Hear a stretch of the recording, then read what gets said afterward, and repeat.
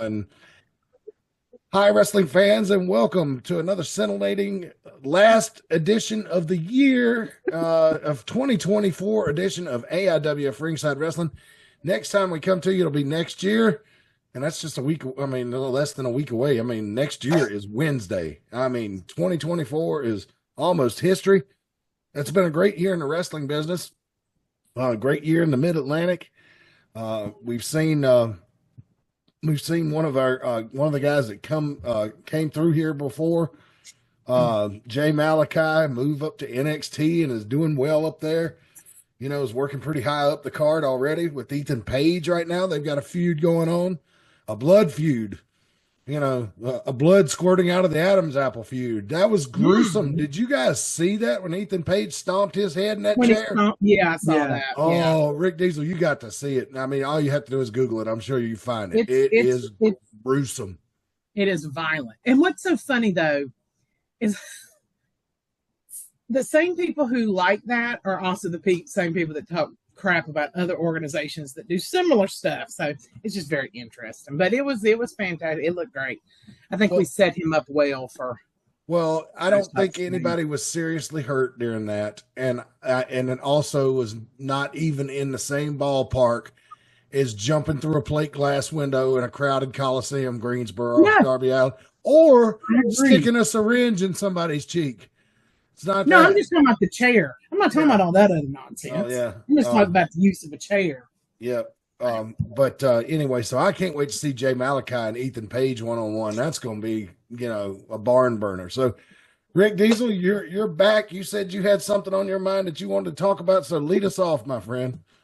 Well, you know that 2025 is going to be an interesting year for the AIWF Mid Atlantic because, as you know, we kind of at near the end of 2024 this year, we've been doing some work with a group out of Tennessee called ICW, Iconic Championship Wrestling. Mm-hmm. Well, in 2025, that partnership is, I guess you could say, take it to the next level.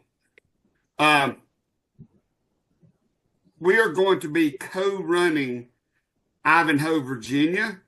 It's going to be it's going to be like an ICW show, but AIWF Mid Atlantic is going to be a part of it. So we're working together in Ivanhoe, Virginia. We're going to be doing some of our TV tapings and stuff up there. So we'll be bouncing back and forth kind of between Mount Airy and Ivanhoe. And I was up at their show. I was up at their show in December, and their commissioner up there is a young lady named Jacqueline Curtis. And God bless her.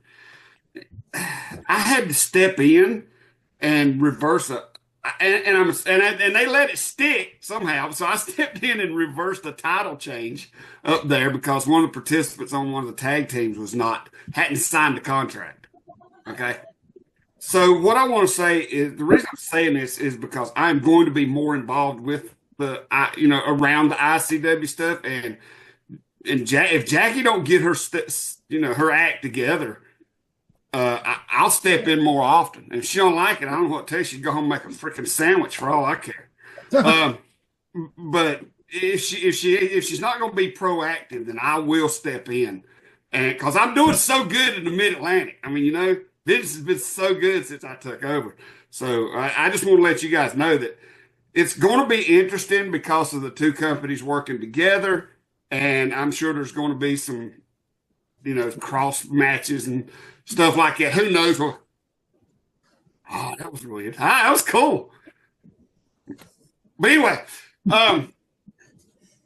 it's for the fans out there. They're going to enjoy it. People who can go back and forth between both shows. We will, be filming a lot of our TV stuff up there and in Mount Airy. So it's going to be interesting to see what happens. And it's going to be interesting to see if Jackie steps up her game, because I ain't going to play. I ain't got time for it. All right. Well, we'll see how it comes up. Let's see. Going to be an interesting year, that's for sure. Oh yeah. Let's see here. I'm trying to pull that list together for you. We was talking about before we went on the air of all the wrestling pay-per-views coming up for the big national companies in 2025. I've just about got it. Now, Rick Diesel, you were telling us off the air a few weeks ago that you've been watching Texas wrestling, and you weren't a big fan. Would you like to explain to the fan? We discussed it a little bit amongst ourselves last week and the week before, but since you're here, I'd rather the fans hear it from you. Well, it's the old world class wrestling from I think 1984 is what I was watching. And it's like I'd never really paid attention in the past when I'd watched it until now, at just how often the Von Erichs was in every freaking main event of every freaking show they done in one form or another. Mm-hmm. It was almost like they had like 12 guys in the dressing room on the whole company. It won't. And the Von Erichs just feuded with all of them.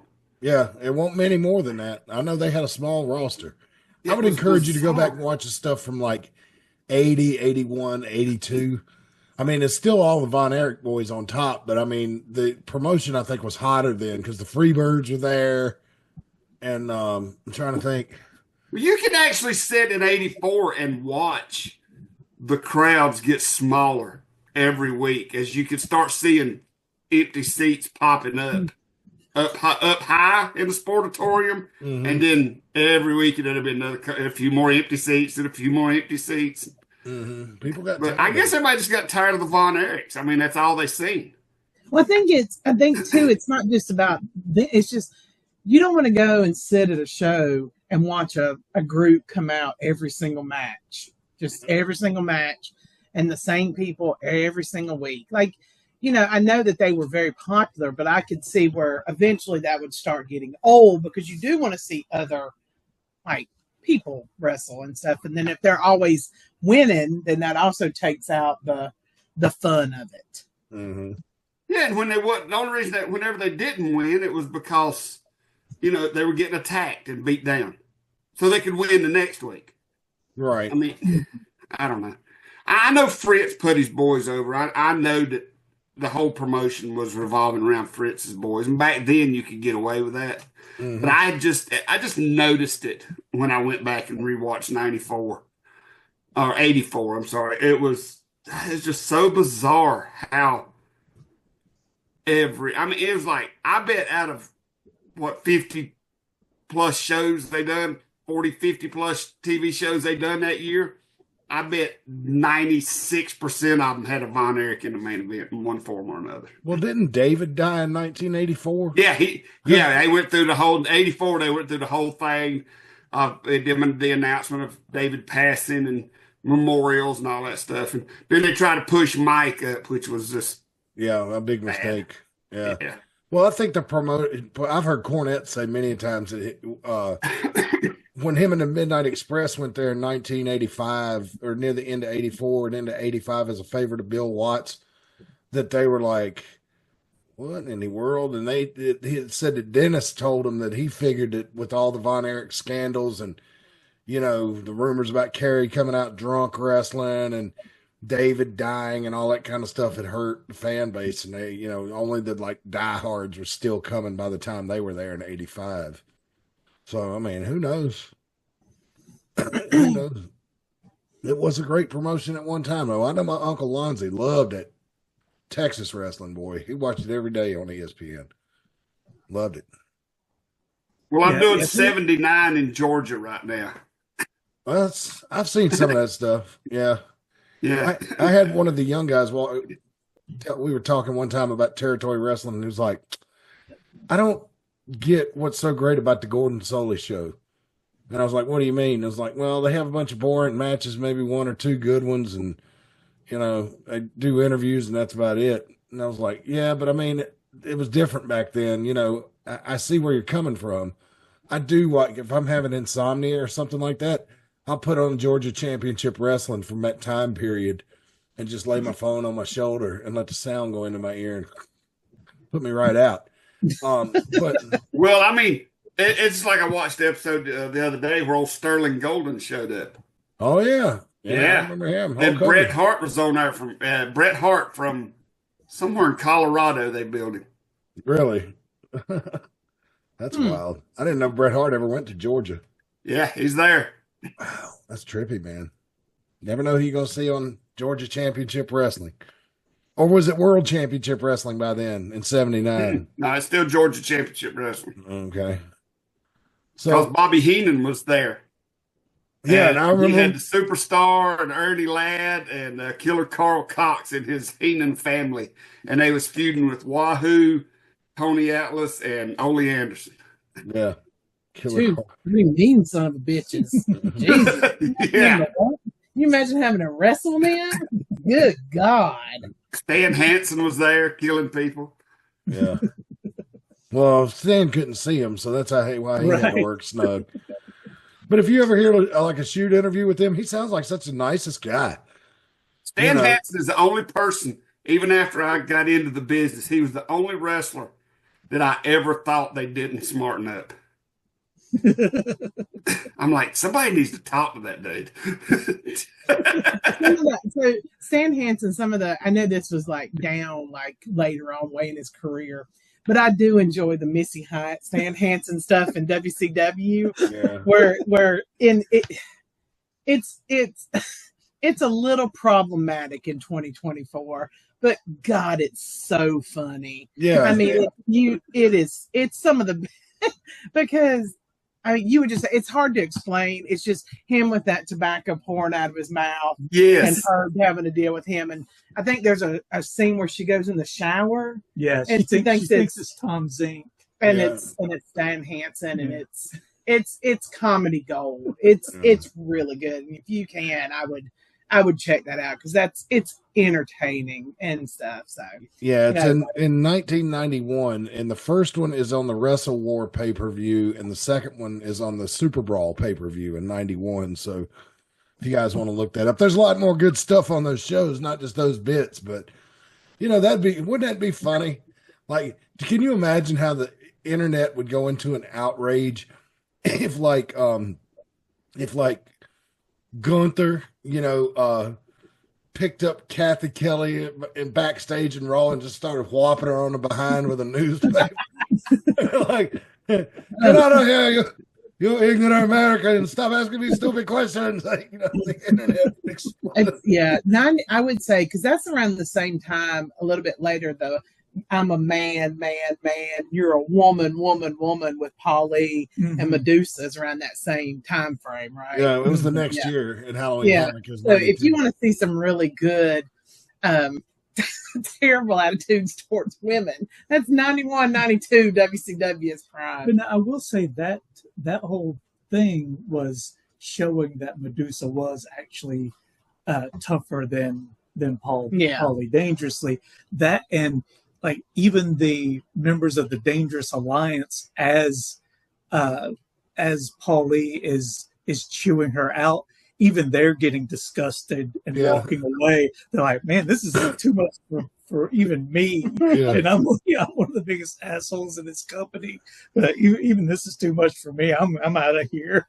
And Arn Anderson was famous. He walked away from that, and he was famous for back in the 80s, 86, telling Baby Doll, when he was feuding with Dusty and Magnum, it was like, Baby Doll, women were put on earth to do two things: make dinner and make babies. And you just stay out of the force. Well, because there's that one word nuclear heat these days. If you said stuff like that, you really could. You would. But, you'd have to be careful because it might chase off the advertisers. That's what you got. That's why you got to walk that fine line. I mean, people say, yeah, you're getting great ratings, but you just chased off Coca-Cola and Mars M&Ms. I came across a clip of Rick Rude and Bobby Heenan on Regis and Kelly.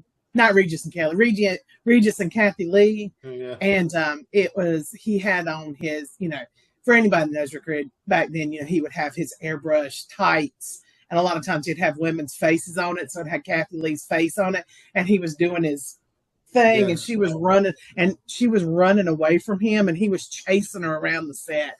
It was so funny, but everybody said she absolutely hated it. But to watch it, it's hilarious. So. Well, Regis and Heenan seemed like they liked it pretty good. They did. They did. I ran across a thing also when I was searching for these old wrestling stuff. I don't know if Brian and Reagan would find this very interesting. It was called Mystery Titans Theater. Y'all ever seen that? Mm-mm.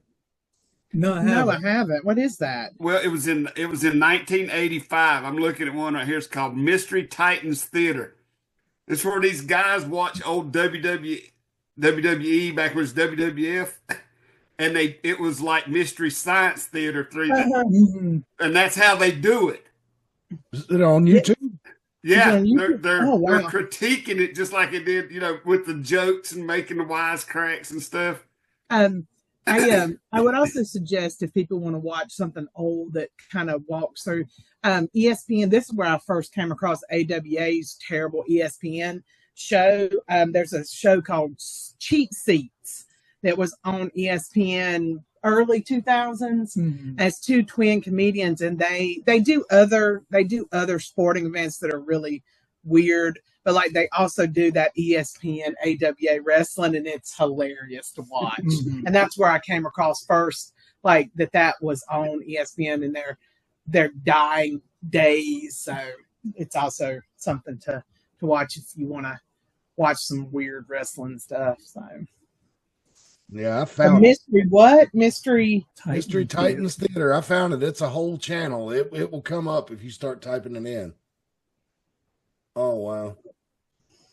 They hadn't done anything in 2 years. They probably got demonetized. Could have been. Yeah. Oh man, I'm sure because they're just showing somebody else's content and putting. This is not. Yeah, This is not poking fun at it.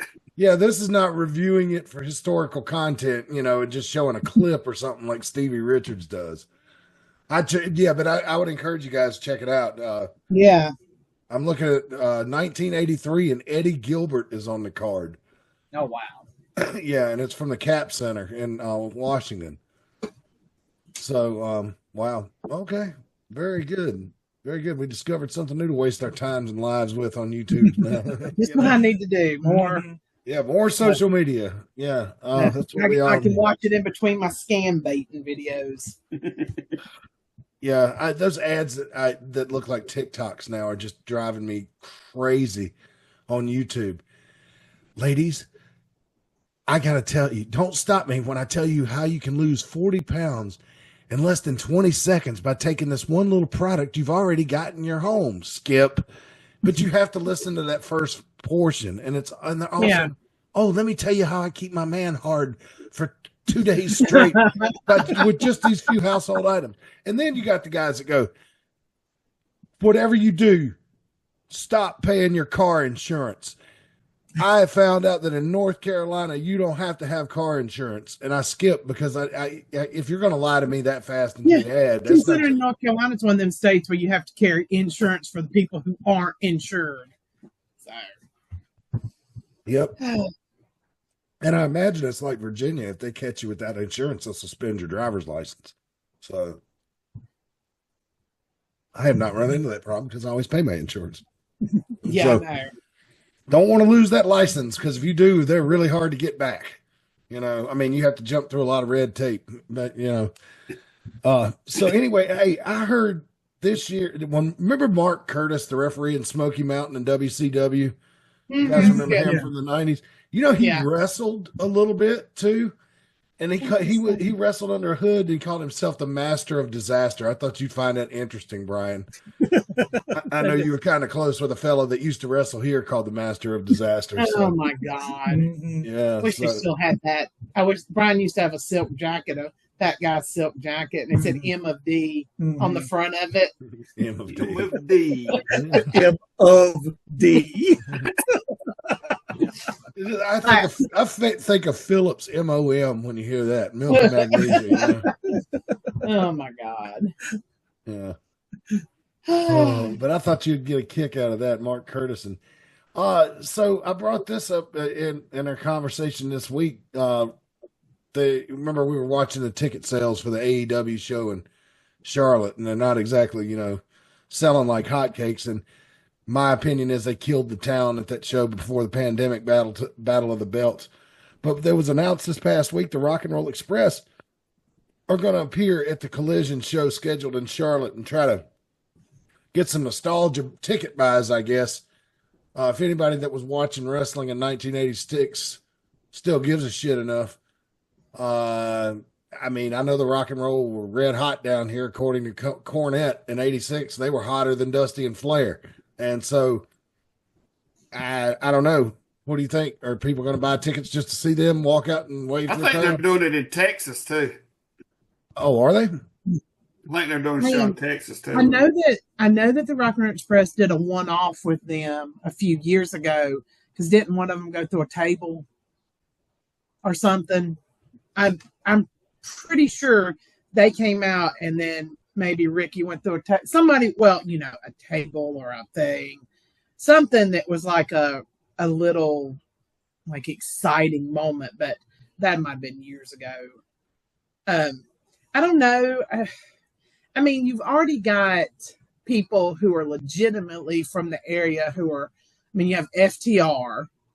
I mean, now you have Edge. So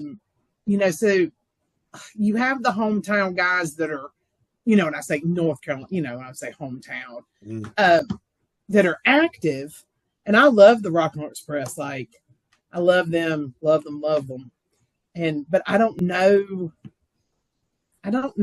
how many they would bring in of fans of AEW. So right. Yeah. I don't know. I don't think, I mean, they might make their money back on them, maybe, but I think they're thinking, well, Sting brought in a bunch of people. Let's bring in the Rock and Roll Express, and it's just not the same. Sting has been actively on a major television wrestling show, pretty much his whole career. And the Rock and Roll Express are legends, and they were huge in their time, and they're still legends to this day. But the average wrestling fan, hasn't seen a lot of Rock and Roll Express content. And I don't think they're going to. And even if you're I'm a Rock and Roll Express fan, knowing that Ricky and Robert are there does not incentivize me to go. Mm-hmm. So, and maybe there's enough people out there who are close by and, oh, Ricky and Robert are going to be there. Okay. Like they were teetering on the edge, and maybe it'll convince them to go. And again, like I said, they may make their money back on however much they're paying them, but it's not going to be the same as having Sting actually performing. Right. Well, I think it'll help their viewership on TV. Is it a TV taping? Yeah, it's for Collision, but that show only usually gets like between 150 and 200,000 viewers each week. I mean, it's pretty bad. I think it'll help their viewership to see what's going to happen to the Rock and Roll Express, see how they use them. I don't think it's going to help their ticket sales. So in 2021, the Rock and Roll Express were on the Charlotte show on January 4th, 2021. They were also at the Knoxville, Tennessee Dynamite in January 22nd, 2021. So they have used them in their hometowns before. So I mean, which makes me wonder if it does help, maybe a little bit, because I mean, if they've used them in the past, I mean, you would hope that the statistician or whatever the hell Tony Khan really is would look at that and be like, hey, when we had them, we sold this many more tickets. So right. I mean, who knows? I mean, like I said, I knew that they had used them before. I knew it had been a while, but apparently they've done that. Is that the Charlotte show? What Charlotte show did you go to? Oh, you just went to the Sting. I went to Battle of the Belts. This has been back before the pandemic. Yeah. Okay. And there was a good crowd that night. It was not sold out by any stretch of the imagination, but the building was 3/4 or more full. But ever since then, I mean, I've said it before, we only got one really good match and a bunch of squash matches. And everybody was just like, and I hadn't seen a good crowd there since. Mm-hmm. And that's a shame, because the wrestling fans down here, you go to a WWE show in this city, holy God, it's like Jim Crockett Promotions back in the day. The crowds are so, I mean, girls screaming. I mean, it's not quite that intense with the teeny boppers, but the little kids are jumping all around and jumping on top of mom and dad's head like little spider monkeys running around there, and it's just a great scene.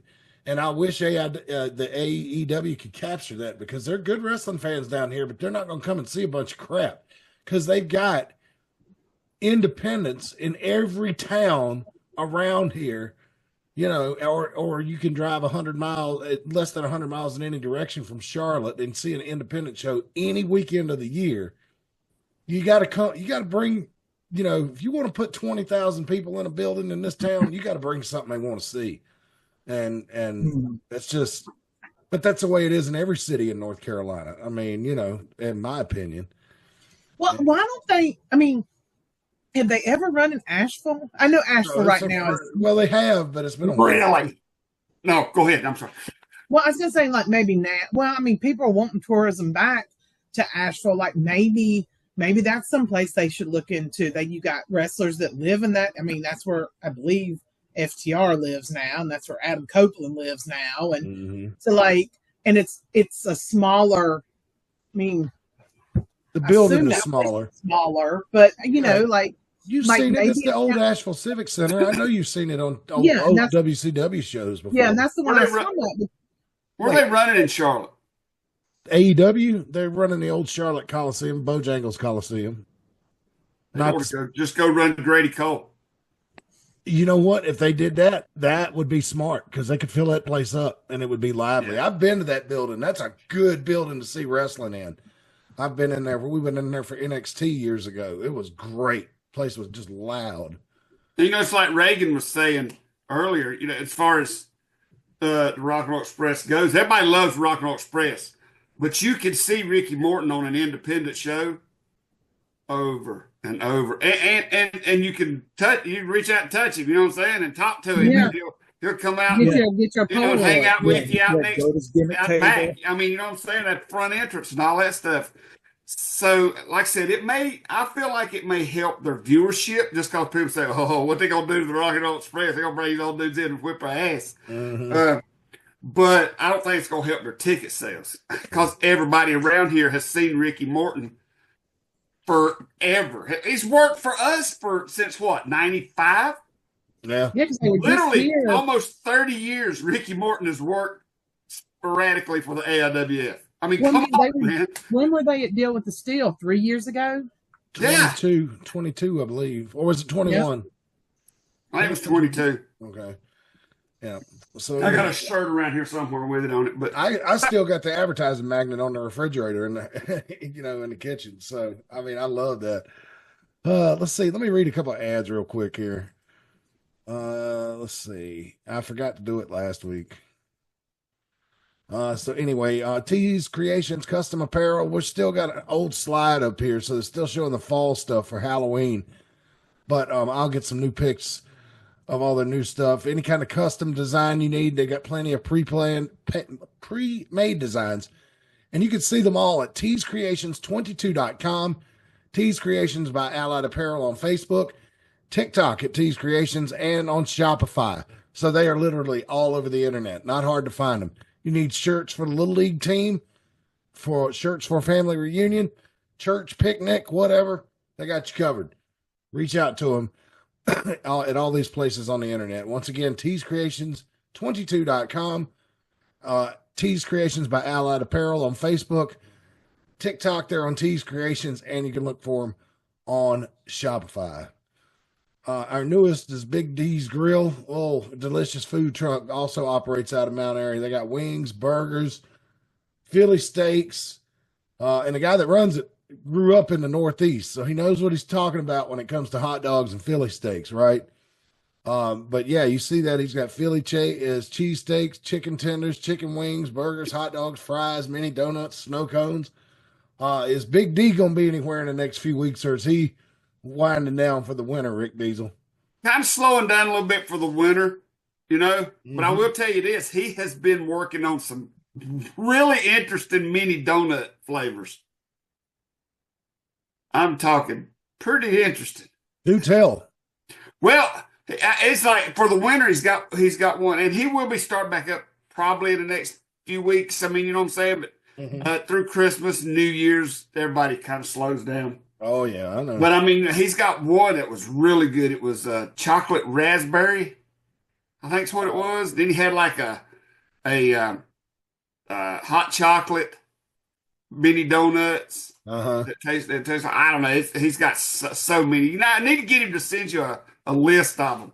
Yeah, that'd be great. He can send that now, and we'd sure like to have it. And if you want to advertise with the show, $10 a month for 4 reads. If we take a week off, doesn't count against you. So keep us in mind. We're the cheapest. We're putting a headlock on high advertising prices. I challenge you to find any other kind of podcast or show like this, whatever you want to call it, that cheap with advertising. So, all right. Well, Brian and Reagan look like they stepped away. So let me show you guys. We were trying to eat dinner. Yeah, so let me show you guys this. This is a list. This is the best I could find with the big national companies, pay-per-views or PLEs or whatever. Now, see, this is all WWE has announced so far. The Royal Rumble on February 1st, of course, January 6th, Raw and Netflix debut, but that's going to be every Monday. WWE Royal Rumble, March 1st, WWE Elimination Chamber, that's when that's going to happen. WrestleMania 41 is April 19th and 20th, so you want to make sure that you don't book anything against them. I also sent these to you in your personal messages on Facebook, so if you need the list, it's there. Yeah, I got that, yeah. Then August 2nd and 3rd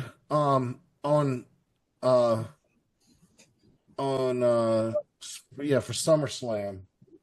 And Darren just sent me a photo. He must be watching the show. Let's see what he got. Okay, specialty mini donuts, chocolate raspberry, Oreo, cinnamon toast crunch, fruity pebbles. That'll draw John Cena. You better be careful, Darren. He'll bring a bunch of Hollywood types with him, and you'll never be able to keep them again. Cocoa Pebbles, chocolate coconut, peanut butter cup, Butterfinger, seasonal mini donuts, hot cocoa, apple cider, eggnog. Wow. That's a lot of flavors.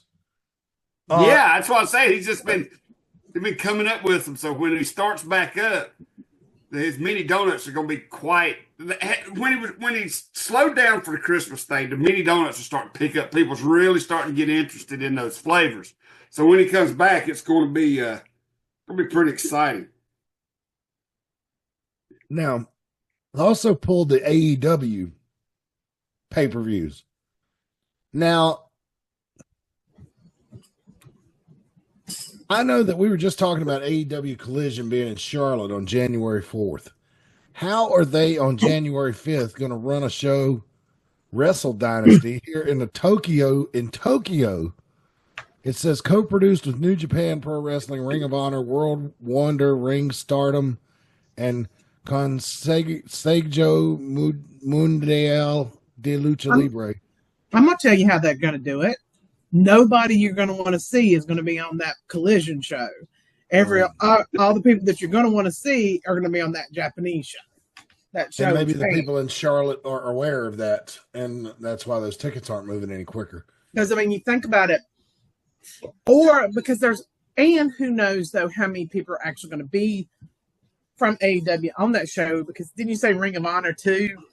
Like, so you're going to have the Ring of Honor guys, and you're going to have all the Japanese. And it sounded like was there a Lucha in there? Yeah, the Lucha Company, Stardom, which I believe is a women's. That's women's. So, I mean, they might only have 2 or 3 matches on that card, but who knows? But it's that thing where, remember in WCW, I keep going back to WCW, sorry, but you remember those shows there for a while where everybody was in Japan running the super shows in Japan, and so you would watch WCW and you would get like the B team, on all of them. So that's usually what happens. Well, buyer beware. Then they're going to have Grand Slam Australia on February 15th. Now, interesting about this show, I don't know if you guys were aware of it, but they had originally leased a big stadium like WWE did in Perth last year for Elimination Chamber, but they couldn't sell it. They weren't selling any tickets, so they moved it indoors to a 20,000 seat arena. and I hear the ticket sales are not going well for that either. I don't know why in the world, if you're struggling stateside to sell tickets, that you would haul all that shit to Australia. The cost of just flying everybody and all your equipment and your television production stuff, all that over there. Just I don't know, man. It don't. Have they done a show in Australia before? No. I don't know. I mean, it. Not a lot of people have shows in Australia. I mean, maybe that's a good thing, you know. It's probably got indies and stuff, but like, you know, in general, they would probably be happy to see something big there. Well, I think they're expecting the same treatment they got in England, the same reception, and drawing the same crowds in Australia as they did in England. And I guess apparently they're not. Pipe dream. I mean, when they went to England the first time, CM Punk was still there. You know, all the big, they hadn't run off all the big stars yet. That was CM Punk's last show, ironically enough. You know, but they still had Daniel Bryan was on that show. It was just, it had a lot more star power than that. And plus, you know, they hadn't done anything at Wembley. WWE hadn't really done anything that big. And so there was a big turnout, but the attendance this year at Wembley fell off. So much so that they're moving Revolution. I mean, they All In to back to the U.S. this year at Arlington, and they're doing that big stadium show. You can see Revolution in March. Excuse me, a little phlegmy. Hang. All right, let's try this again. Kids, this is why you don't smoke. Stuff like this. Revolution, March 9th, 2025, Los Angeles, Crypto.com Arena. That's a normal size building. I think that's out there next to the football stadium. I think that's where Raw is going to be running their Netflix debut out there in Inglewood. So, yeah, kind of cool. If you're going down the 405 toward the airport, if you look out the right side, you can see that big new football stadium sitting out there. It looks like a big UFO just landed out in the middle of the city. It's kind of trippy. But let's see. I'm even. Sorry. I was just going to say about the Charlotte thing. Like, you would think there would be advertisements of matches by now. No. No, man. AEW is so beloved, they don't have to announce matches. They're just like WWE. They just say, we're coming to town, fuckers, and the tickets disappear. Because I'm looking at just the picture that they have. It's FTR, Willow Nightingale, I think, Darby Allin, Orange Cassidy, some blonde that looks like every other blonde wrestler, and Jay White. Yeah. So I'm just, you know. So those guys are not going to be. I guarantee you, Darby Allin is not missing that Tokyo, Japan show. So he might be on the poster, but I bet you he isn't here. If what you said earlier is true, if they're going to put all the stars over to that Japan show, but then you got All In. That's happening at the ball field, the baseball stadium in Texas. That's where they had that press conference a couple of weeks ago, and like they said, there was only like 20 people there. The one where poor, who I hate him, Bobby Lashley was trying so hard. God, he was trying so hard. Yeah. You could just tell he's like, what have I got myself into? Well, Bobby, just keep working hard, collecting the checks. Keep, you know, because you're a freak of nature. You know, you don't age. We all know that. You're gonna live to be like 150 years old. So keep saving your money, because you're going to need it. And by the time your contract runs out in AEW, they'll probably have a spot for you back in WWE, and you just saunter right back on over there. We'll be waiting for you. And MVP and Sheldon Benjamin. But, you know, hey, you got to do what you got to do to keep the paychecks coming. And they didn't have a spot for him in WWE. I do not blame him for going over there. And I'm so glad he took Sheldon Benjamin MVP with him, because they've proved over the years that I've never met either one of them personally, but the people that I know that have met them have nothing but nice things to say about them. So I just don't like Bobby Lashley in a Mark way. Like, I don't like Like I don't like him in a marked way. So. Yeah, I got you. You got the same beef I got with what's that bitch on? I'll think of it in a second. It's one of the women wrestlers in WWE that really gets under my skin right now. Let's see, and then Forbidden Door. I love the name of that pay-per-view. I'm so immature because you know what it makes me think of. Yes. Yeah. But anyway, so those are the dates of the pay-per-views for 2025 that we know of. So part of that exercise was try to make sure that we don't run up against any of them. So, but anyway, let's see here. What else has happened interesting in wrestling this week? Not much in WWE. I mean, they're kind of just pushing everything forward to the Netflix debut, and we got Saturday night's main event. I noticed that Saturday night's main event is the Saturday night before the Royal Rumble this year. So, we're going to have 2 straight Saturday nights of wrestling at the end of January. And I'm certain that something's going to happen, that'll tie those 2 things together nicely. Although it's kind of cool. Kevin Owens has stolen the Winged Eagle belt and is holding on to it after Saturday night's main event, claiming that he's the real champion and Cody Rhodes does not deserve to wear it. And Nick Aldis is threatening him, come down hard on him if he doesn't give the belt back and stuff like that. So I don't know. I think we're going to get to see Kevin Owens and Cody Rhodes again. And at first, if you'd have told me this a month ago, I don't want to see this match again. A third one? But the way the second one ended and the crazy promos that Owens has been cutting the last few weeks, this has the potential to end in a bloodbath, I think. I'd love to see that. Wouldn't y'all like to see just the canvas drenched in blood and crawling around? Yes. Yes, I would. Like old school. I mean, yeah. I don't know what the chances are we're going to get. Cody.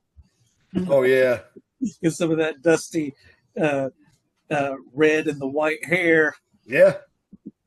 Yeah. I always loved that about those wrestlers with the white hair, man, because even if you were sitting up in the cheap seats and they caught a gusher, man, you could tell they were fucked up because their hair would be bloody. Oh, mercy. So we'll see what happens there. Let's see. Anybody else got any topics they can think of? If not, I'm going to see if I can find a couple of those clips Reagan sent me this week. But like I said, I think I said it before we started broadcasting, is that I'm going this week and locking in some dates for the Mid-Atlantic shows in Mount Airy. And we'll be doing between the Mid-Atlantic shows and the joint shows with ICW. We'll be doing a lot of that. And I'm excited. It's going to be interesting.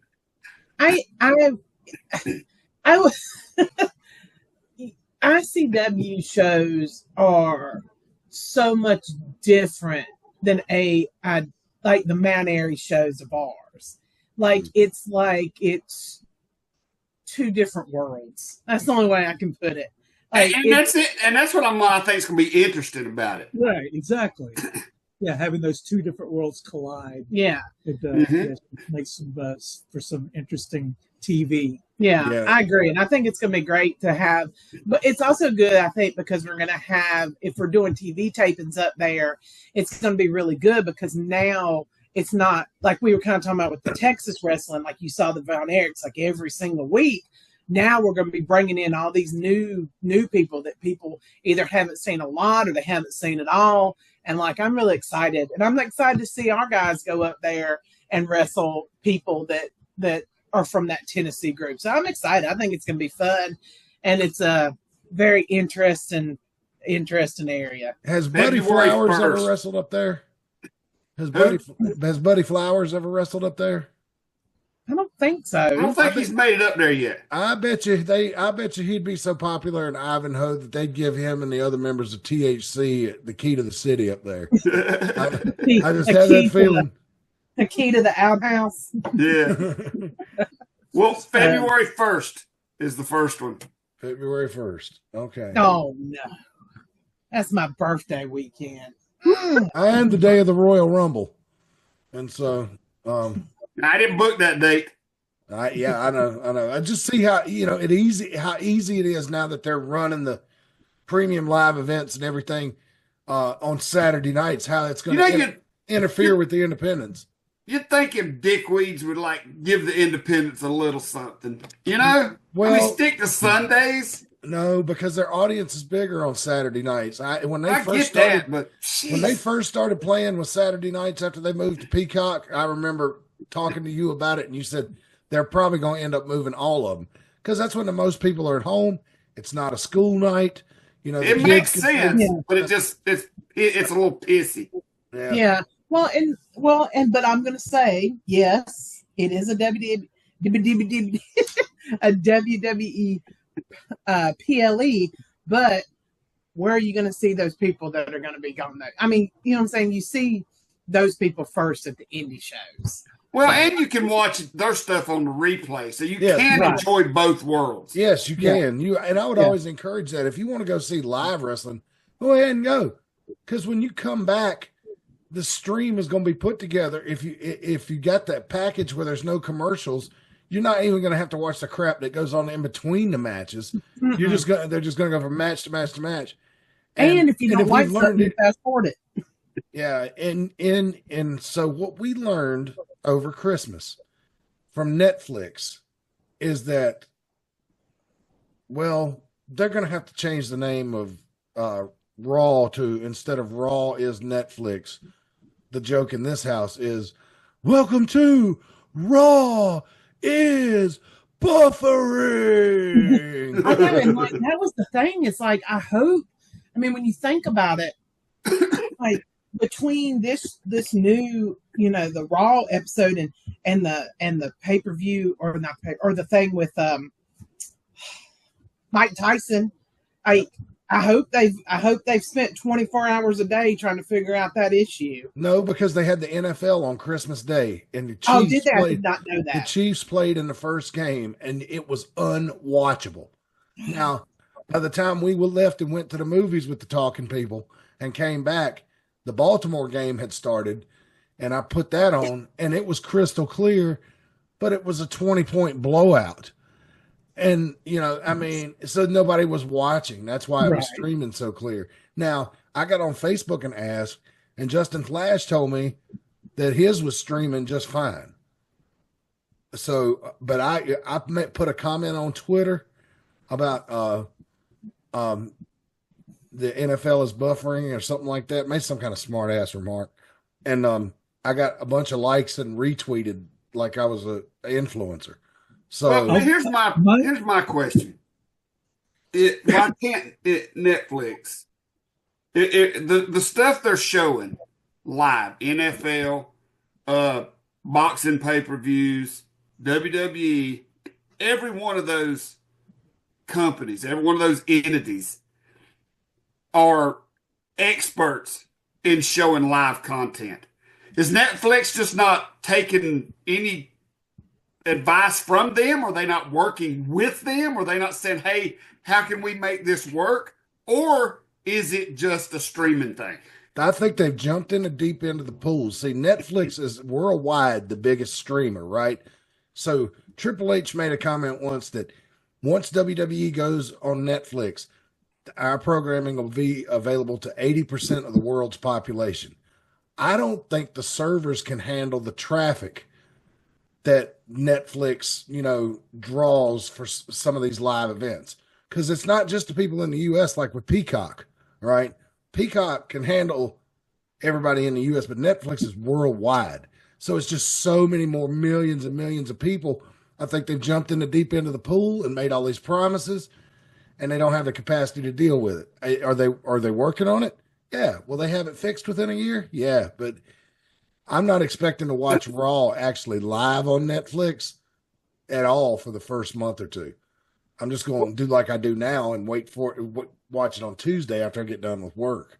Because I DVR it now and watch it the next day. Amazon Prime streams live basketball, hockey, football. Yeah. Paramount Plus was streaming the Carolina game today. Yep. They all did just fine. What's Netflix's hang up? I'm telling you, those services you just named off are all just inside the United States, as far as I know. Is that what it is? Well, Prime maybe in more countries, but none of them has a bigger footprint as Netflix. I mean, Netflix is the king. So it's a server issue. Yeah, I believe it's a server issue. I don't think that their technology is able to keep up with it yet.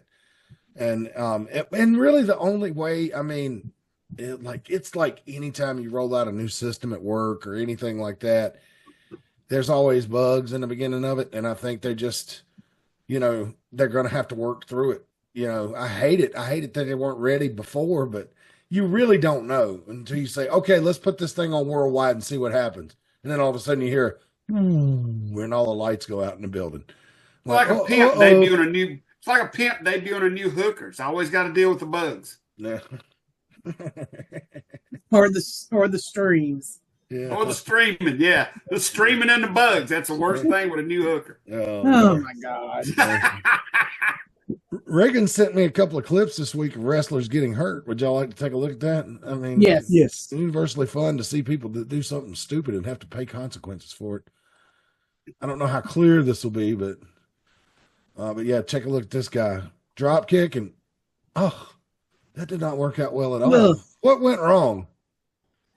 Well, is this the one? No, that's not the one where I don't know what went wrong. I don't even know what is going on. First of all, those are like banquet chairs. Like they're banquet chairs, so they're not going to give. So they're not going to give like a folding chair. They're just going to slide out of the way, whereas a folding chair would fold with you. Well, can we also, like, sticking with that? It's banquet chairs, so it's metal feet on concrete floors, so they're going to slide, and it looks like what do you have? A piece of cardboard between the chairs instead of an actual, what is that? Yeah, it looks like an Amazon box he was falling on.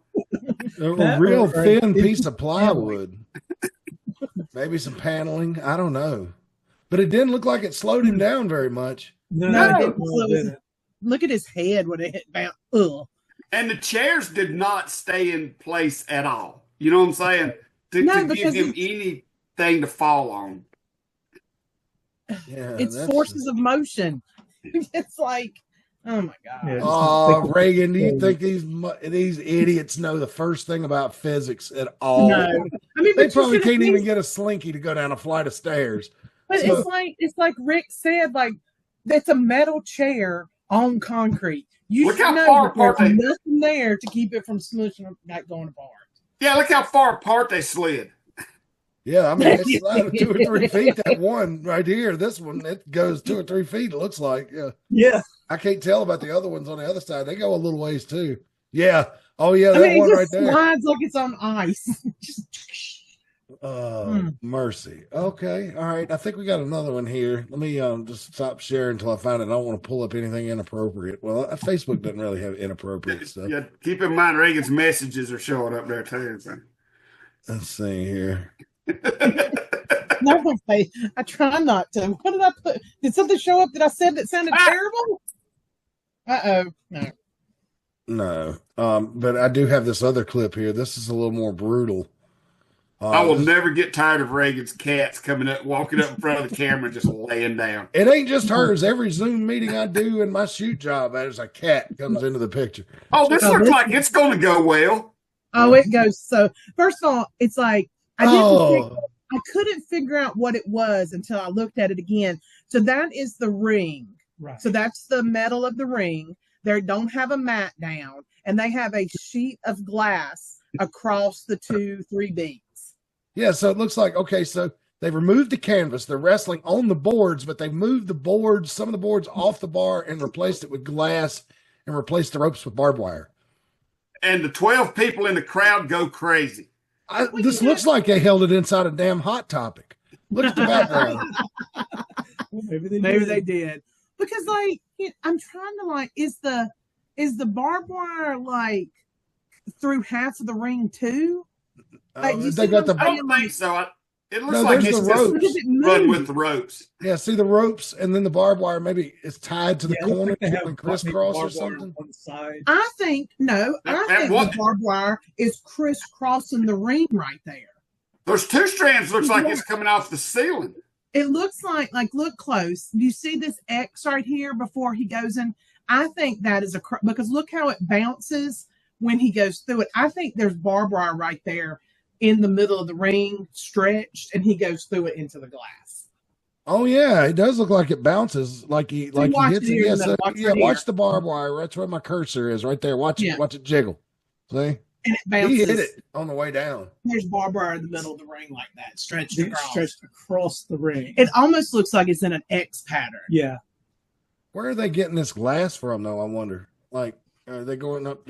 I mean, where do you buy a pane of glass like that? Just from? I don't know. That was Don Carson always brought the glass to AIWF. Does that look like safety glass when he hits it? No, it does not. No, safety glass breaks in like little cubes. Oh yeah, chunks. Those are big shards. Jesus. It's I wonder if he lived. I mean, because there's big old sharp shards that fly out of this. Look, because his back is already bleeding. If you look at his face, which is fine. Those are fine things to bleed. I don't care. That doesn't bother me. But that right there, first of all, look at how he ends up. He's hanging. His feet are still hanging from the metal support beam. Look. Looks like he lands on a trash. Well, that tells me it's a low boy ring. It could be a low boy ring. Probably is in that building. It looks like it's a low boy. Well, look at this referee in the screenshot here. Look. See his elbow and his hips? Mm-hmm. So, I don't know. It's hard to say. It depends on how tall he is. But you might be right. It might be a low boy. But again. Yeah. I just want everybody that hears this show tonight and in the future to all band together. And when somebody dies doing one of these crazy stunts like this, I just want everybody to send them a postcard. And all I wrote on it is to send it to their funeral, send it to the funeral home so that they can have it there. And all I want it to say on it is dumbass. And it's gonna happen. It's only a matter of time. Yeah, it is. And first of all, that not even that glass there. That's a dangerous move to put to the floor to begin with. Yeah, glass or no glass. Glass or no glass, he's going to hit the floor terribly, and stuff. It's just and that's the kind of stuff that gives true hardcore wrestling a bad name. Right. Yes. Yeah, it gets lumped into that nonsense. And nobody can sit and say, well, it's what the fans want to see. Yeah, the fans don't care. They don't care if you walk out or carried out in an ambulance, a hearse. And they're going to want to see it. And as long as you keep giving more and more to them, they're going to want more and more because there's always these sadistic people out there that will never be satisfied until somebody dies. Yeah. But the thing is, too, there are fans who do want that, but there's fans who don't want it. Right. Fans that kind of thing drives away. There's a lot more fans that don't want to see that. Right. Than there are that do. And a lot of the wrestlers that do it, they're doing it for themselves anyhow to get clicks on the internet. Mm-hmm. But, because if you see, look at WWE drawing all these record houses right now. You barely see any blood, much less people going through fucking glass. Right. I mean, who's going to want to bring their children to see something like that? Oh, Daddy, what's that coming out of the wrestler's neck? Oh, son, that's a raspberry jam. Turn around and look the other way. Give it the old Ned Flanders treatment, right? What's that coming out of Kitty's ears? I think I don't have any problem with hardcore wrestling. I mean, it'd be hypocritical for me to say that I did. Right. But, I think, barbed wire's fine.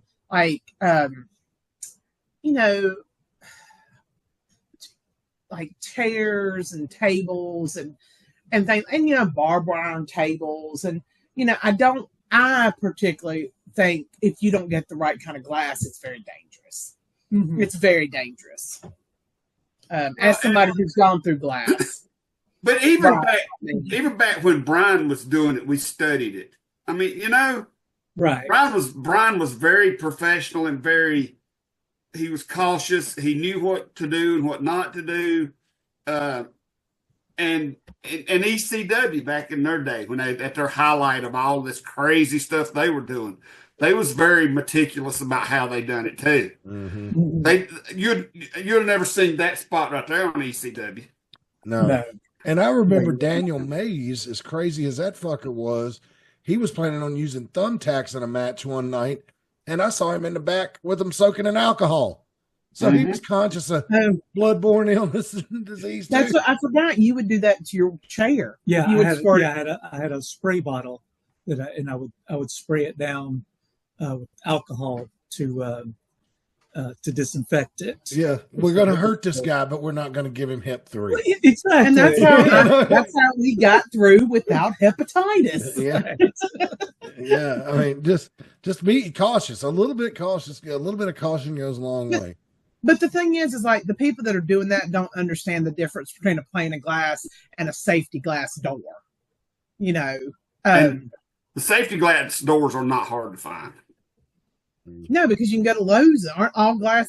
Aren't most of them like that are for your front door safety glass? I don't know. I know contractor. I know that. That's where Don always got them. He got them from the. Didn't Don get them? A lot of times. Yeah. Or did he just come through with the doors? I can't remember. But, yeah, AC says hardcore still takes skill. It takes skill because you don't want to murder yourself or become completely handicapped, and you don't want to hurt the person that you're wrestling. I mean, it's still, you know, got to be done safely, right?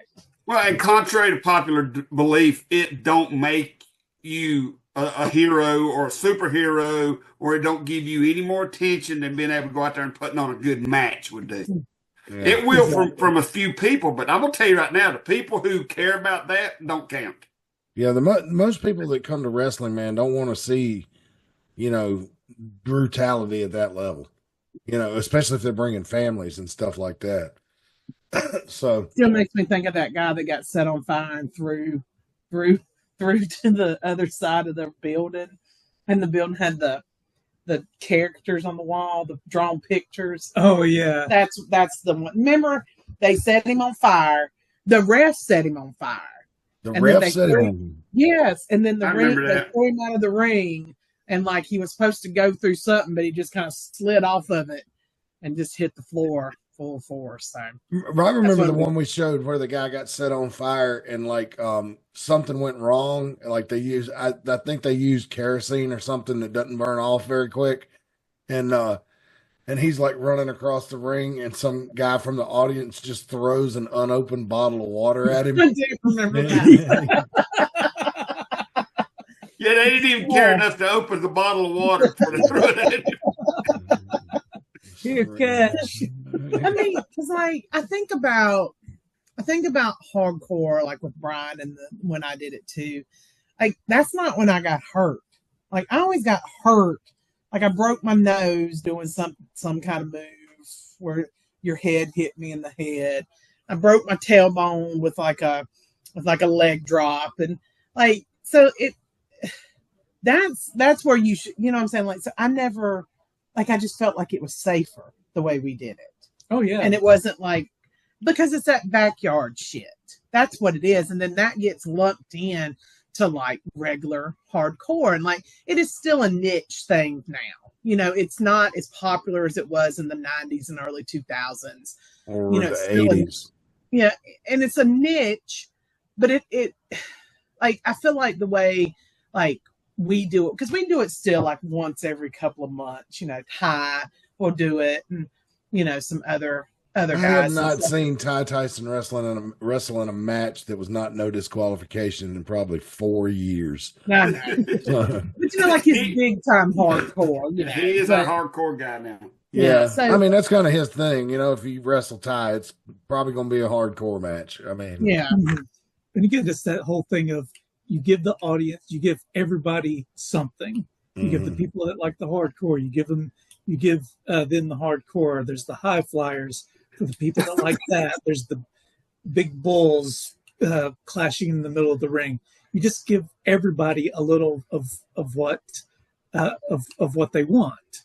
You don't just do, if you just do all hardcore matches, 6-7 matches, about halfway through, people are going to get tired of it. Mm-hmm. I have another question. Thinking back to that clip you just showed, what did they do during that match to kill time while the canvas, the padding, and the boards were being removed from the ring? Do you think that they started the match like that? Maybe. I think they did. It looks like because I'm sorry. Go ahead. It'd taken a long time to remove that canvas. If you started the match, they'd have had to fought outside while you removed the canvas, or they'd have had to untie it and remove it themselves. And with all that barbed wire hanging around, what a clusterfuck that would have been. Well, it looks like on the video you can see where the other boards are pulled up and it's just rolled back if you look closely. So what did they? All right, let's narrow it down a little bit. What did they do to kill time while somebody was moving the boards and laying a pane of glass in the middle of the ring? Oh, they just let them walk around the Hot Topic and look at stuff. Yeah. Oh yeah, you can go back there. There's 2 racks back there, 20% off tonight only. That's right. The dildos in the back rear corner. You're thinking of Spencer's. You know what Spencer's does not have anymore? Lava lamps. They do not have lava lamps anymore. They've got I don't think nobody makes them no more, does it? I don't know the difference between Spencer's and Hot Topic. I'm 100 years old. Yeah. I did have a friend text the group chat. It was like, did one of y'all send me a lava lamp? So apparently they still sell them because somebody sent him a lava lamp and he doesn't know who. I'm going on Amazon getting me one set right back here now. I'd love to have one. I hadn't seen a decent lava lamp in many a year, but I know they still sell them. I just hadn't, since I stopped smoking them left-handed cigarettes, I haven't been attracted to sparkly lights like that as much as I used to be. But now that I'm getting older, I kind of want one. If anybody can find an extended version of that clip, I just want to see what they're doing while the boards and everything, even if it's just the boards and the glass is laying up there. I want to see, did somebody else come out and do it? Was it a tag team match and somebody else done it? Or was they over there throwing those really horrible light punches and looking out of the corner of their eye while it was being done? You know what I'm saying? Send that see if it's ready yet. Yes, send that for those of you on Facebook and even on YouTube. Go to the AIWF Mid-Atlantic page on Facebook if you can find a link to that entire clip and send it to us in a personal message. And I just want to see what was going on while those boards was being removed, because I guarantee you somebody somewhere was doing this. Forearms watching. Throwing them forearms and back while looking out of the corner of eyes. Is it moved yet? I mean, I think they had to have set it up. It had to have been if its barbed wire looked like what it looked like to me and the pain, they took time out and told everybody to go get a hot dog and set the ring up for it. I don't know. Yeah, I think they did, but I truly don't believe. I believe when the match started, the boards were all the way across the ring. Right. And the pane of glass was under it. I want to know how them boards got moved and that pane of glass got up. I want to know what those wrestlers was doing while that was being done. I want to know if they were smart enough to set something up and make it look realistically getting set up. All right. We all keep the discussion going. I need to step away for a couple of minutes. I'll be right back. Got something going on in the background. I'll be right back. Y'all keep going. Oh, Matt's in trouble. Go handle it, Matt. Hey, mute, Matt. There you go. Mute. Yeah, he did. So, like the thing, I mean, it's just because it looks. Because the only reason it looks good is because they're legitimately getting hurt. Right. Do you know what I'm saying? Like they're legitimately putting themselves in danger, and like, man, that looks good. And I'm like, I don't know.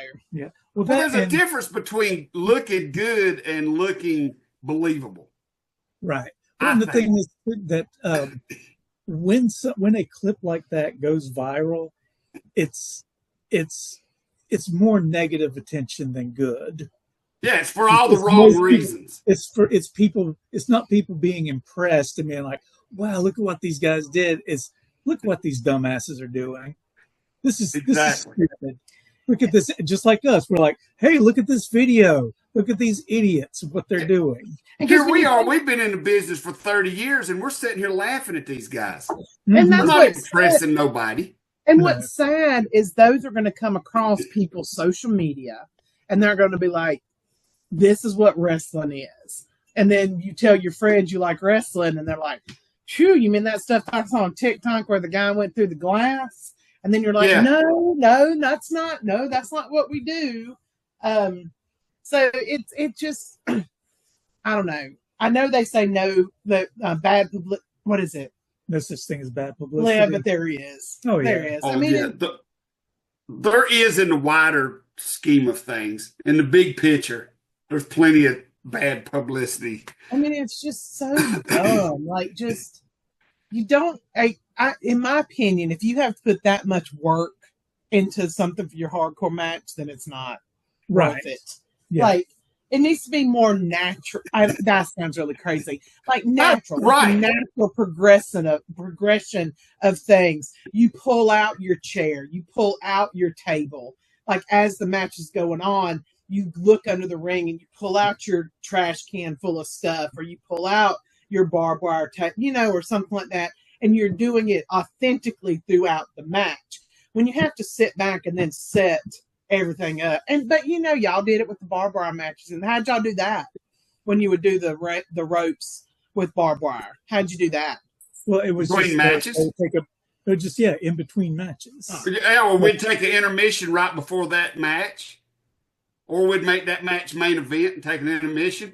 They'd go out, they'd string the barbed wire. And when me and Brian had our barbed wire match, it was more of a wrestling match than it was a hardcore. It's just the barbed wire got incorporated into the match. Because if you do it well, you don't go in it first thing. Like you always do those, you take your move, but then you stop yourself right before you go in to it. So it builds up to the actual person going through the barbed wire.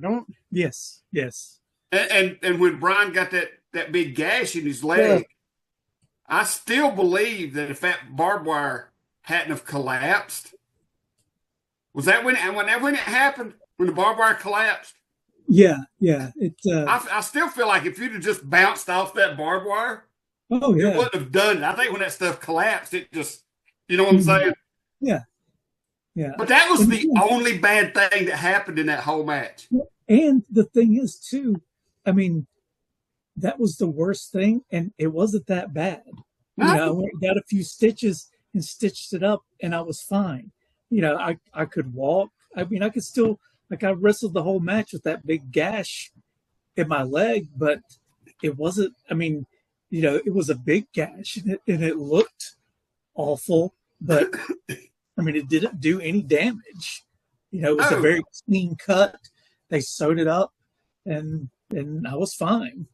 But it's like Reagan said, the setup for it is everything. I mean, Yes. you need to. It needs to be like Reagan said, a natural progression or something that goes quick. Right.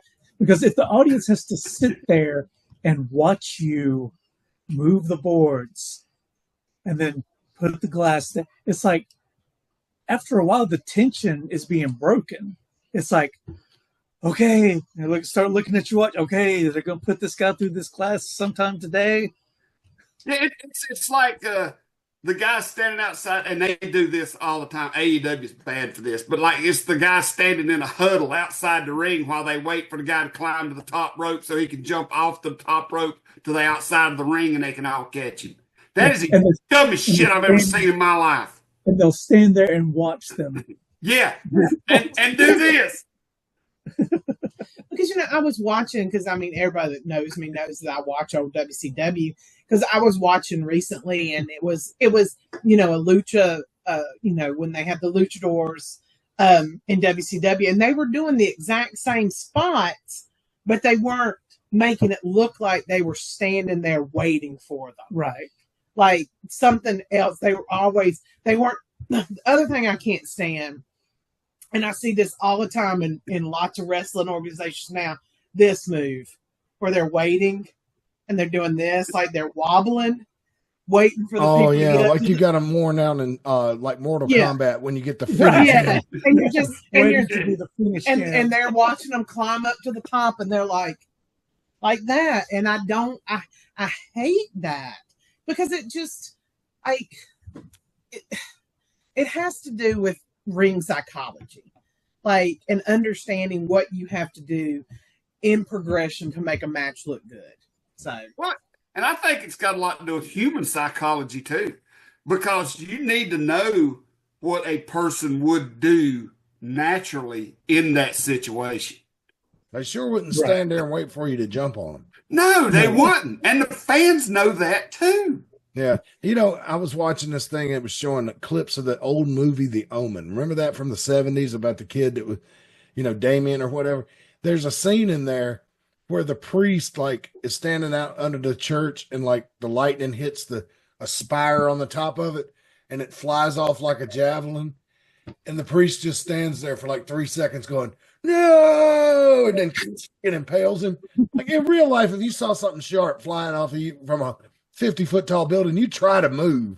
You wouldn't unless you're that orc in Return of the King, where the guy, the one that has the messed up hand, and the piece of Gondor, the city coming, and it comes, and he's going, and just steps right out of, just steps one side. Yeah, but only if you're spits on it. Yeah, yeah, I remember that. But I mean, badass. The thing about it is people don't think about the human nature and the human reaction to these things. And hey, you know what? If anybody out there wants to say, well, they're making millions of dollars in WWE and AEW, you're not. You're just sitting in there in their office doing I don't give a shit. Okay, I've been in this business over 30 years, and I'm willing to say this stuff, and they're in there probably because they're younger than me. They may be better wrestlers than me. That don't mean they're better psychologists in this business than me. It just means that they were in the right place at the right time, and they have something that somebody was looking for somewhere. So, I will speak my mind, and you can kiss me. Well, they had a botch a couple of weeks ago on SmackDown that's worth mentioning. Michin and Tiffany Stratton were wrestling, and you know how Tiffany does that damn no-look moonsault where she bounces up the turnbuckles, and she says it's the world's prettiest moonsault. Can't argue with that, because she usually hits it square every time. Well, Michin was supposed to roll out of the way, and she didn't. And Tiffany hit it square, and they had to cover for her. Corey Graves had to go, I don't think she hit that 100%, got 100% of that. Michin just goes into the next move and hits her with her finish and beats her. And Jinky's sitting there watching. She looked at me and she goes, "What was that?" I said, "I think they called that on the internet a botch." And it even happens in WWE. So I don't want to just pick on the indie guys and the AEW guys. I mean, even the top people have it happen sometimes. Yeah. Did you say that she hit it? She hit it flush. She hit it square, and they just went into the next move like it didn't happen. Yeah, just like it didn't happen. See, that's the thing, and it's very high-paid wrestlers who are so determined to do things right by the way it's laid out, that they don't even think about what to do when something like that happens. They just go straight into it. And I know a lot of maybe TV time constraints. You've got this much time, you got to do it in this much time. But you could still do something, right? Yeah, she could have kicked out. Do they not? She could have held her. Do they not think for themselves at all? I mean, what I would do in that situation, if I'm Tiffany Stratton, I hit the moonsault I is supposed to miss. All you have to do, go back up one more time, have her move the second time. Yeah, and that's what you do. Not that hard. No, yeah. Well, it's these people. This is Michin. I don't know how long she's been in the business, but Tiffany's only been in the business about 3-4 years. You talking about Mia Kim? That's Michin. She's been a wrestler for at least 20 years. because she was in Oh, TNA. well, that shit shouldn't have happened then. There's She no was excuse for that. Jade in TNA for years. Yeah. Are For they years. so afraid? Are they so afraid of going off the rails just a tad that they I just think won't that's do what it? it is. Is the consequences that bad? Now, if you Once they go get over back to the time back? and you cause the main event to, like, if, Cody Rhodes and Kevin Owens are going to come out there and do a 15-minute segment and you chop 3 minutes off of that, they're probably going to be pissed. Let's see, not 20 years because she's only 35, but she was in TNA a long time, Yeah. a long time, long enough to know, It would take 30 seconds to redo. Yeah, she started. that spot. She started in Combat Zone in 2010, and then was in 15 TNA. years. She's in Shine. She's in Shimmer. Then, so yeah, she was in TNA from 2010 to 2015. Well, And then It's like I tell trainees all the time, everybody messes up. You are going to, when you're in the ring, you are going to mess up. What makes you good isn't that you never mess up, it's that you're able to recover when you do mess up. Because that's what makes you good, is that when you mess up and either the audience can't even tell you messed up, or they can tell that you messed up, but then you pick it back up and make them forget. Right. Right. It's what you do after the mistake. Right. And I think it comes down to things being so overly produced. Right. Because I think I had mentioned this way back for the War Games that, you had all these weird botches and stuff but then when Candice LeRae and Io Sky messed up, they were able to recover much quicker. And I think with Candice LeRae, it's because she's used to have been she was on the indie scene for so long. And so, I'm sure there's hardly any calling of a match in the big leagues now. I mean, maybe every once in a while, but they're just so overly produced that if your training is in that overly produced type of wrestling, you probably don't know how to fix a mistake in the middle of a match, because all you're thinking of is they told me to go up, they told me to do this, they told me I was going, and this, and this, and then when there's a mess up, they just don't know how to think on their feet. And I see that on the indie circuit too, that some people are not happy when and this is kind of going off into talking about wrestling in this way, but you can hear guys sometimes in the back, or in places, they're like, oh, I guess we're not gonna plan it all out from one move to the next and call it in the ring and stuff. So I don't know. Maybe that's why. The lost art of calling it in the ring. I hear a lot of the old time podcasters complain about that. Hold your thoughts just for a second, guys. I need to tell everybody about branch management, which I know it's wintertime now. Things are slowed down a little bit, but it's still unseasonably mild like it was yesterday and today. And our lawn care people came by and did a little cleanup work for us this week. So if you got some trimming and stuff that needs to be done, you can still always reach out to branch management at 336-648-2487. That's 336-648-2487. They can help you with pressure washing, gutter cleaning, lawn care, and that best part is free estimates. And who doesn't like something free? Teased Treats is a food truck that operates out of Mount Airy. Boy, they've been some busy bees. They spent the Christmas season up there at Galax.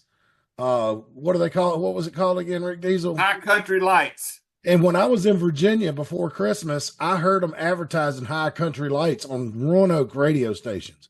So that is a very, I mean, people to travel to Roanoke to Galax, that's a hump, man. And that's not an easy drive either,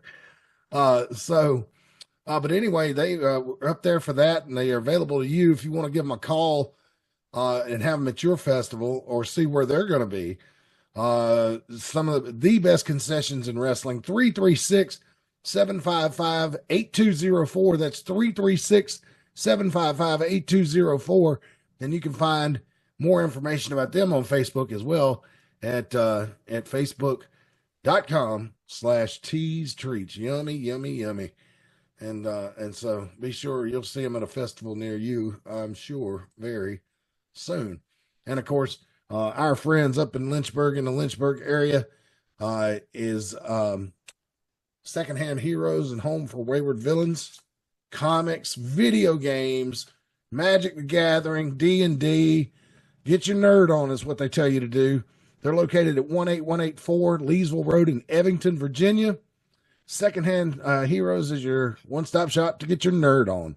They're open 7 days a week at 11 a.m. They don't close until the dice stop rolling. Buy, sell, trade, barter, and specializing in collectibles of all type, both vintage and modern.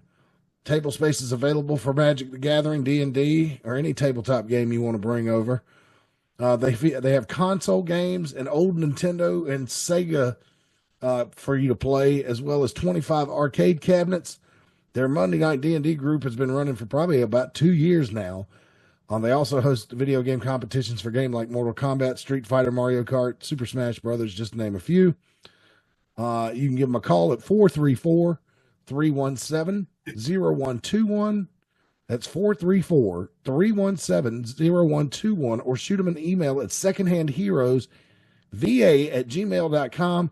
That's secondhandheroesva@gmail.com. And don't spell out second. Use the abbreviation 2ND. And they had somebody smash one of their windows a couple of weeks ago, I saw. Ooh, I didn't see that. I did see that. I did see that. I think we should talk to him, Matt, about going up there, taking the cameras, and filming an adult shoots and ladders tournament for the internet. An adult shoots and ladders tournament. I'd love let's to have do a that. shoots and ladders tournament. We'll film it for the internet. I love shoots and ladders. I'd be down for that. I still got a Candyland game around here somewhere, you know. Yeah, that would be another good one. No Hi-Ho Cheerio, though. That one always weirded me out. I have no idea what Hi-Ho Cheerio is. I've seen it, but I don't think I've ever played it. But look, I know this. If you're playing Candyland and you get caught by Gloppy, your game's pretty much over. I mean, you're fucked. You got to get a double brown to get out of that, and there's not many of those in the deck. And so, also shoots and ladders.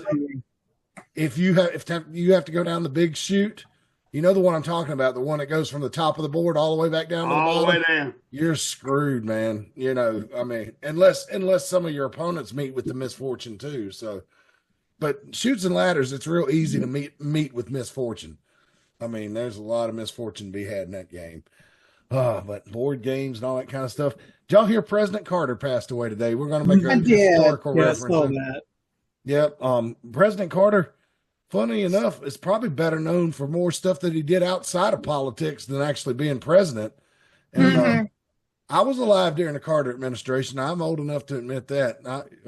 He was a god-awful president, but he could sure build a house. Damn straight. He built a lot of houses. I have to agree. I read about some of the stuff that went on in his presidency today. I was too little to remember. But I read about it, and I was like, ooh, boy, he had a bunch of curveballs coming from every direction, man. It would have been hard for the 70s, though. Yeah. Late 70s. Everybody was crazy back then. Yeah, it would have been hard for anybody to navigate what he had to go through, you know. And plus Reagan was just a smooth talker, man. You know, he could talk an Eskimo into buying a nice machine. So, but anyway, I always liked President Carter because I heard that he kept teaching Sunday school up until just a few years ago. Now, how cool would it be to go to a little country church and in rural Georgia, and your Sunday school teacher every week was the freaking former president of the United States? I mean, he built those houses up until like 2 or 3 years ago. Yeah. So like he's one of those people that I think a lot of people say that he was just too good of a person to be a president. He was too nice to be a politician. I believe that. And you know, and his kid Billy, or brother Billy. That's his brother. Brother Billy, yeah. Billy Beer. Remember Billy Beer? I did not, but I was watching them. Remember them old I Love the 70s and I Love the 80s shows that used to be on VH1 about 20 years ago? I found a channel on YouTube that's got them all, and they were showing the commercials for Billy Beer. And I was like, wow, was that a Georgia thing or was that nationwide? You know, they tried to get it to go nationwide, but it just didn't really kick off real big. Yeah. And the same type of people I feel like that were drinking Billy Beer were the same people that were drinking like Red Dog beer back in the 90s. You know, I mean, it's just, Yeah. It's just a combination of broken dreams and poverty brings you to a brand like that. I'm sorry, I know that's a cheap shot. Everybody out there that ever drank a Red Dog's like, hey, fuck you, Matt. I don't even know what a Red Dog is. So. I had plenty of them. Billy Bear was real popular while you were slopping the hogs. Yeah, yeah, and the thing was, his claim to be telling everybody this beer was the best beer out there was, I've drank a lot of beer and I know what I'm talking about. This is the best out there. They even showed him at a softball game, a charity softball game with his brother while he was president, and he was standing there waiting for his turn to bat, drinking a beer. It was just like, wow, incredible. I've heard the legends of Billy Carter, but when you actually see the footage, man, it's just like, whoa, baby. He fell down while he was running the bases. I mean, it was just like, woo. But anyway, that's a little historical thing, so we date ourselves. But anyway, so the end of an era is coming up Monday night. Last Raw on the USA Network. Maybe not forever, but for at least 5 years, maybe 10, all the way back to when I started watching wrestling. There's been a program on Monday night. When I started watching wrestling, it was prime time wrestling with Gorilla Monsoon and Bobby Heenan. And then it morphed to that panel with Vince. Do you remember that? The panel primetime wrestling with Vince around 1990. And then 93, Raw came on the air. But it's kind of hard to believe, man. Raw has been a staple of USA Network since 1993, and I know some of our viewers weren't even born then. Well, they went off of it. They went off of USA for a while. Went over to like TNT or something, didn't they? Yeah, went over to Spike. Yeah, for a few years. Yeah, around 2000, 2001. But most people have forgotten about that. Only us diehards, and they weren't gone long. Only a couple of years, right? Maybe not even that long. But it wasn't long till everybody realized that USA is where they needed to be. Yeah, yeah, and so. But now this Netflix thing may do them a lot better because streaming, it's killing network TV anyhow. It is. I don't know any 20-year-olds that have a cable package if they're not living with mom and dad anymore. The closest thing I come to watching networks is I watch Pluto TV on Roku channel. Yeah, that's what I watch. But we wouldn't have it if my mama wasn't the one with it. So we've got all of them except for Hulu. That's the only one we don't have. The only thing I feel bad about, and I don't ever, is I used to watch Svengoolie on Saturday nights, and there's one streamer that has it, but it's all like, because it's on MeTV, and it's hard to find MeTV on a streamer. You have to buy like this weird like family streamers to get MeTV. So can't you get it though over the air? I could if I, You've got a Spectrum cable package though, don't you? I do, but I'm saying like we don't even like. I don't even think our thing works in our. Can't you get MeTV though on one of those little antennas? Yes, you can. You can, yeah, for free. Yes, try using a Spectrum app, Reagan. But that's the thing where you have to like watch it at the time. You can't watch it like MeTV is one of those ones that you can't find to watch later. So you have to watch it at that's how you're gonna have to use your DVR then. That's they have a schedule. And remember, you can run your DVR through the Spectrum app now. If I forget to set my DVR every time, I always forget. Yeah, well, if you because when the cable guy was over here working last time we were due for some kind of maintenance, they called us, and he came over and he was like, how many actual cable boxes do you have? And I was like, one. He goes, well, why do you have all these ports leading these other rooms? He said, let me drive the signal all the way to where your modem is and your cable is, and you can operate those other TVs wirelessly. And I was like, well, I want to be able to watch, if I have company, regular TV. And he was like, you can do everything through the Spectrum app. And I was like, everything? He said, yes, you can even program your DVR if you're in another freaking state, man. And I was like, okay, so that's what I've been doing. I'll be sitting in a restaurant sometimes. Oh, shit, I forgot to set the DVR for Raw, and I'll cue it up and it'll record. But, yeah, there you go. DVR Spectrum app. We're giving them all kinds of free publicity. I wish they'd come on here and sponsor us, but they probably won't. Well, in our defense, we used to be on Spectrum Cable. Remember? Yeah, we sure did. Friday nights at midnight, and we actually had a pretty good following back then. Yeah, we were putting a lot of people were coming to Elkin would tell us, man, we'd really like that show. Remember that guy that brought his kid and the little boy walked up to us? I don't know if you were standing there or not, but the guy introduced me to his kid and he's like, yeah, my son insists that we watch it, but it's on too late, so I have to tape it and I'll show it to him on Saturday mornings.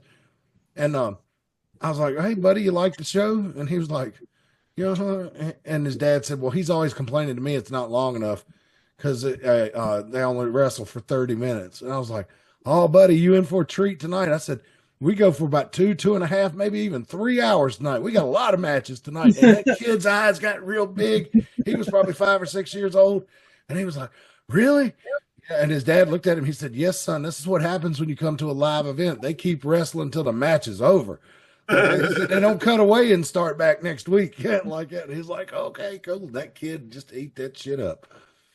Oh yeah, man. I remember that. We was drawing some good crowds back in those days. I missed that, but they just got there was just a lot of factors. They jacked the price up real big. And then I think they even quit doing that little channel they had that was on. So that's a shame. It is expensive to advertise with TV stations now, man. You can't even, if you go on their website or whatever and click on advertising, it's like no price, no ranges, nothing. You got to call and speak to a salesman, And so yeah, I can't imagine what PWX, and I don't even know if they're in business anymore. They used to be a local promotion down here run by one of the car dealers, and they had a show on the CW affiliate that aired at 5 a.m. on Sunday morning, and that only lasted a few months. I wonder how much they were having to pay to have that on there. Well, why? I mean, with the internet and YouTube and all that, why even go to TV anymore? I mean, if you're on the CW, it's hard for somebody to watch that on their phone. Yeah, I mean, you can download the CW app, but I mean, I don't know, and I don't know why.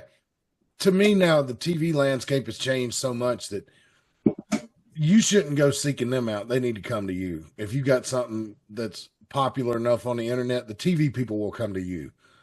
Yeah, I believe so. I think if you go in there looking to jam your show on a TV station, and if it's religious, you get a little bit of a free pass because they have to air so much of that stuff, religious programming. That's a certain amount they have to air every week because of FCC regulations. So if you got a church program, it's real easy to get in on. It's easier than like a wrestling or, you want to show arm wrestling or, turtle racing or something like that. It's going to be more expensive to get on. But anyway, well, end of an era for Raw. New episode. Hopefully Netflix is not buffering and Raw as Netflix is not buffering. We'll see how it goes. I ain't got my hopes up too high, but I normally watch Raw on Tuesday, so it ain't gonna affect me none, no way. But I'd be interested to hear what our fans find if they try to watch it live tomorrow night. I mean, not tomorrow night, week from tomorrow. But yep, been a wild week, and not too wild of a week, but things are going to get interesting as we move into the new year. Everybody, the holiday season is winding down. Time to get back to the grind pretty quick. Yeah. All right. Diesel's like the grind. I don't want to think about. I have one more week that I don't have to think about anything, so I'm not jumping ahead to think about anything work related. So I haven't been on the show because I've been grinding so hard for the last month. Yep. Well, we have to make the money while we can. You got to make it while you can. But anyway, so thanks for tuning in, everybody. I guess we're gonna get out of here and see what the week brings us in wild wrestling action. Will Raw tomorrow night be compelling their last episode on USA? It would be tempting for them to mail it in, but I think they might want to try to light a fire because they've got a loaded card coming up for their first episode on January 6th. And so what if you were booking that show, Rick Diesel? Would you like leave Raw on USA with a bang? Like, holy shit, what's going to happen next? I think it'd be smart. I don't know though. I couldn't book That's my way exactly out. what they need to do to push those viewers over to Netflix, Right. because Yeah, there's a chance that not all their viewers that watches them on USA or Peacock is going to have Netflix. No, I mean, I think about the older folks, because if I'm 70 or 80 years old, I was like, man, I don't want to have to get my grandson to come over here and teach me how to do this damn Netflix shit just for Raw. I can still watch SmackDown, Yeah, So- I hope it, because like this. Speaking of that, this is so Days of Our Lives used to be on Channel 12, Mhm. and a few years ago they moved just to Peacock, and like my old aunts were all like, "Well, I guess we won't be watching Days of Our Lives anymore because I'm not going to buy Peacock for it, or I don't know how to do Peacock," and so Mhm. hopefully we don't have that problem with the old people like that watch wrestling and going like you were saying. So Hopefully they're adamant enough wrestling fans that they get on the phone and be like, grandson, I need to know how to get on the Netflix. Because I know Or they could just say, screw it, I'll go watch indie wrestling.